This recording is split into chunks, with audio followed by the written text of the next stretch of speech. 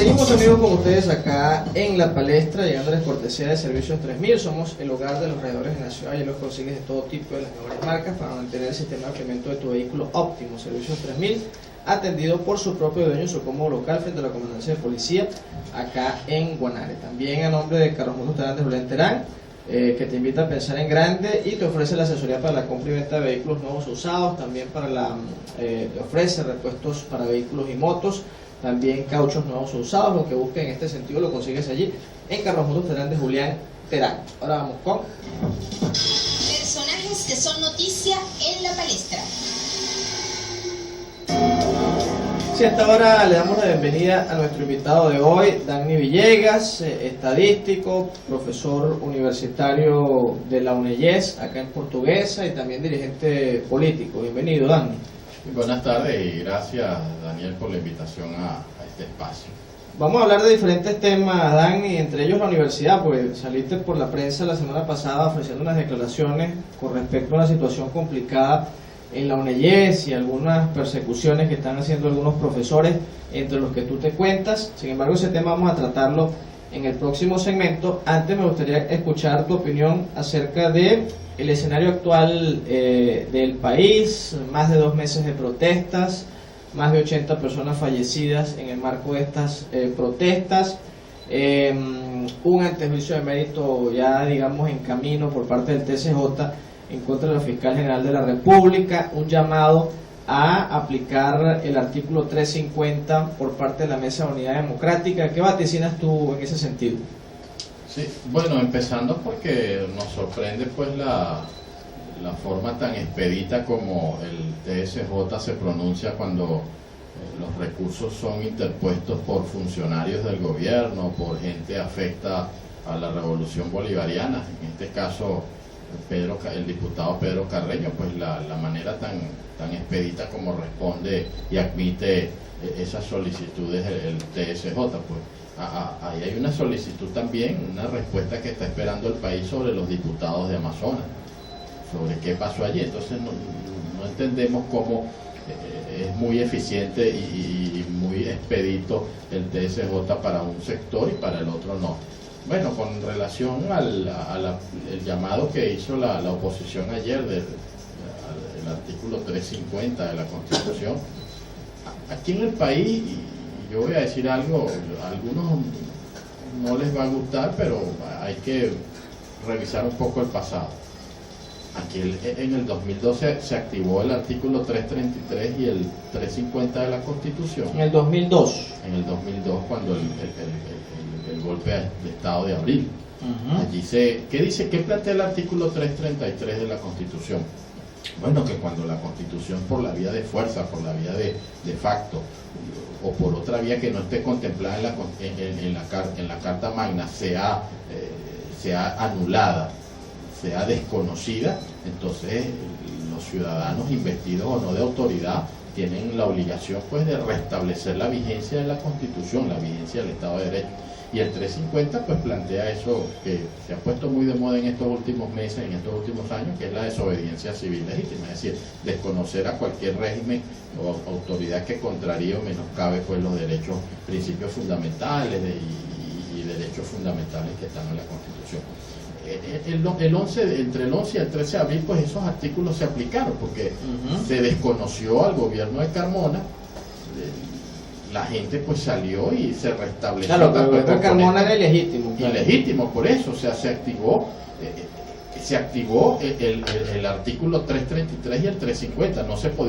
No se podía reconocer a un gobierno que estaba allí por la vía de facto, tampoco se podía permitir que se anulara la Constitución como se hizo, pues, y la gente y los componentes militares restablecieron la vigencia de la Constitución, la vigencia plena del Estado de Derecho, y pues en este momento esa misma gente, buena parte de esa gente que restableció las garantías constitucionales, restableció la vigencia de la Constitución en ese entonces, esa misma gente está en la calle.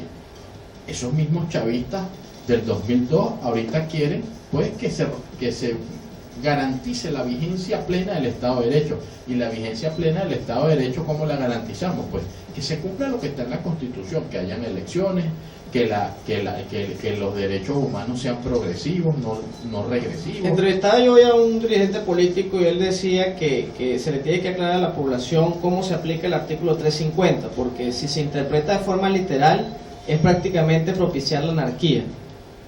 A mí me preocupa más el 333, porque el 333 invita como un deber, una obligación a los ciudadanos, pues a colaborar para garantizar la vigencia restablecer la vigencia de la Constitución. El 350 plantea desconocer a cualquier autoridad que menoscabe los principios fundamentales. Si desconoce la autoridad puedes ir preso, porque para el gobierno aquí no está pasando nada. El problema es que no se le dio especificidad a la norma, no se legisló en materia EPA. Incorporamos el tema de la desobediencia civil, del desconocer a la autoridad, pero ¿qué se hace? ¿Qué hacer en esos casos? Ese artículo 350 forma parte del capítulo 3 del título 9 de la Constitución. El título 9 de la Constitución habla de las reformas a la Constitución, y el capítulo 3 habla precisamente de la Asamblea Constituyente. Al formar parte del artículo, y aquí estoy invadiendo terrenos de los juristas, al formar parte del artículo 350 de ese último capítulo de la Constitución, de la Asamblea Constituyente, allí lo que se está es definiendo al poder constituyente originario.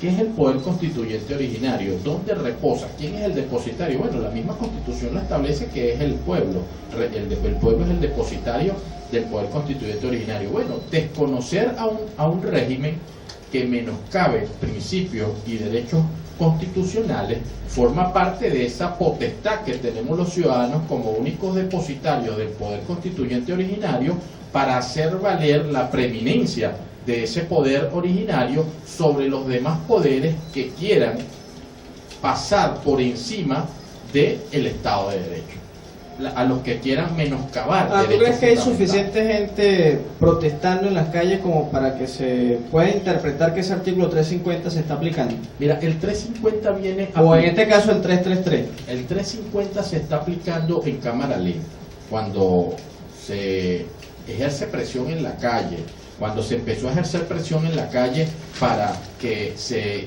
convocaran elecciones, se convocara a un revocatorio, se anularan las sentencias 155 y 156 del TSJ. Todo eso es una forma de desconocer a un régimen que menoscaba pues principios fundamentales y derechos constitucionales. Ahora, el problema es que, si bien es cierto, es peligroso interpretar de manera errónea el 350 y el 333, una cosa es ejercer presión ciudadana y otra cosa es ejercer actos vandálicos. Yo creo que la gente está en la calle protestando pues de manera pacífica, ejerciendo presión.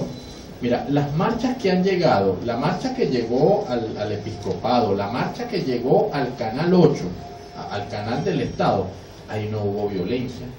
¿Y por qué no hubo violencia? Porque no hubo represión. Yo creo que la violencia de las protestas y los actos vandálicos son hijos de la represión, son una consecuencia directa del uso excesivo de la fuerza y de medios que no están dispuestos ni en la Constitución ni en los tratados internacionales para reprimir o contener manifestaciones. ¿Qué ocurre? Bueno, que lamentablemente el gobierno, amparado en ese componente de la Fuerza Armada, que es la Guardia Nacional Bolivariana, confiscó espacios públicos como es el municipio Libertador e impide pues que las marchas lleguen. Ahora, Dagny, hay quienes manifiestan que hasta que un alto porcentaje de la Fuerza Armada no se pronuncie respecto al escenario país, el gobierno no va a ceder, digamos, en que se respete la Constitución a juicio de la oposición. ¿Por qué crees tú que la Fuerza Armada no, digamos, ha fijado una posición contundente? Solamente pues la vocería en este caso de Padrino López, pareciera que dentro de la Fuerza Armada hay una mayoría de la Fuerza Armada está contento con el país como está. Mira, yo creo que así como está el país de dividido y así como el gobierno y la revolución son minoría en el país civil, en el país de a pie, en el país de ciudadanos, asimismo debe estar la Fuerza Armada de dividida y el gobierno debe ser una minoría allí. El problema es lo que nos ocurre a nosotros como ciudadanos. Somos una masa de ciudadanos que está en contra del gobierno de Nicolás Maduro, en contra de las atrocidades que se están cometiendo, pero resulta que hay una minoría que controla los demás poderes públicos, llámese ejecutivo, llámese judicial, llámese las instituciones de la Fuerza Armada. Bueno, y ahí nos tienen, una minoría que impide que una marcha pase, llegue hasta su objetivo final, como es cualquier institución pública, como el Consejo Nacional Electoral, la Defensoría del Pueblo, el Tribunal Supremo. ¿Qué ocurre? Que bueno, lamentablemente es un gobierno que ayer vimos como es un gobierno que está parado en el color verde, en los uniformes, para sostenerse. ¿Por qué? Yo siempre he dicho que la represión y la popularidad son inversamente proporcionales. Cuando un gobierno pierde popularidad, aumenta la represión y la persecución. Y eso es lo que estamos viendo en este momento. El gobierno pierde popularidad, el gobierno es minoría, aumenta la represión, pues amparado en eso. Bueno, ¿qué va a pasar? Mire, es lamentable que después de casi 3 meses nosotros estemos aquí todavía analizando y preguntándonos por qué no se ha podido llegar una marcha a su objetivo. ¿Qué opinas tú de ese calificativo de dictadura que se le está dando actualmente al gobierno? Yo, de hecho, la misma Carta Democrática establece los supuestos de hecho para calificar a un gobierno de dictador. Yo creo que esto es una democracia restringida. Yo utilizaba ese término hace unas semanas en un artículo de prensa. Tenemos una democracia restringida porque tenemos libertad de expresión. Sí, aquí yo estoy criticando al gobierno, criticando al presidente y quejándome de todo. Tenemos libertad de expresión. El problema es que no hemos perdido el derecho de elegir a nuestras autoridades. No podemos ejercer un derecho de activar un mecanismo como el revocatorio, que es un derecho que está en la Constitución. No tenemos la posibilidad o el derecho de activar un referéndum aprobatorio o consultivo, que es un derecho humano, fue calificado así por la Corte Suprema de Justicia en el 99, un derecho humano. Consultar a la población, al depositario del poder constituyente originario. Entonces, poco a poco vamos perdiendo la posibilidad de ejercer nuestro protagonismo en un Estado democrático y social de derecho y de justicia como establece el texto constitucional. ¿Qué va a pasar? Bueno, llegará el punto en que ya la pérdida, la disminución de la calidad y de la cantidad de democracia que nosotros estamos disfrutando en este momento será tal que bueno, ya podremos calificar al gobierno de dictadura. ¿Pero tú ves que le falta todavía? Yo creo que le falta algunas cosas para calificarlo de dictadura. Se le parece mucho a una dictadura. Quizás nosotros estamos acostumbrados a las dictaduras o la experiencia que tenemos de dictadura data de muchos años, data de mediados del siglo XX, la dictadura de Pérez Jiménez. Habrá que ver cómo se comportan, serán los especialistas en ciencia política, en sociología política, que definen las nuevas corrientes de dictadura, cómo se comportan en el siglo XXI, pues cuáles son las características de los regímenes dictatoriales del siglo XXI. Dani, ¿cómo ves tú el escenario de la Asamblea Constituyente? El CNE ya ha anunciado un cronograma, incluso también anunció el cronograma de las elecciones regionales. El presidente dijo que llueva, trueno, relampaguee, con la tormenta Bret o no, la Asamblea Constituyente va. Ya aquí en Portuguesa han anunciado el gobierno regional que aspiran 350.000 votos a favor de esa constituyente en el estado más chavista de Venezuela. ¿Qué vaticinas tú en ese sentido? Yo no creo que hayan 350.000 sinvergüenzas aquí en Portuguesa que voten por esa constituyente, empezando por ahí. Pero más allá de eso, yo creo que la constituyente, pues el gobierno está empujando a las trompadas, a los golpes, propiciando el escenario pues para que esa constituyente se dé. yo no sé a qué punto, por eso la decisión o el viraje en la direccionalidad de la mesa de la unidad en relación a qué hacer frente a la constituyente. Mire, la constituyente, de realizarse, ahí el país o esa parte, esa minoría del país le entregaría o se abrogaría el derecho de entregarle al gobierno pues un cheque en blanco que no debe ser tal, porque si bien es cierto esa discusión semántica que se ha dado del poder constituyente y los lapsos de tiempo y las facultades que tiene, mire, alguien explicaba el otro día de las características del poder constituyente. ¿Por qué nosotros los venezolanos, los ciudadanos, somos depositarios de ese poder constituyente? El poder constituyente puede ser delegado, puede ser cedido temporalmente. Lo que no puede ser es ser transferido.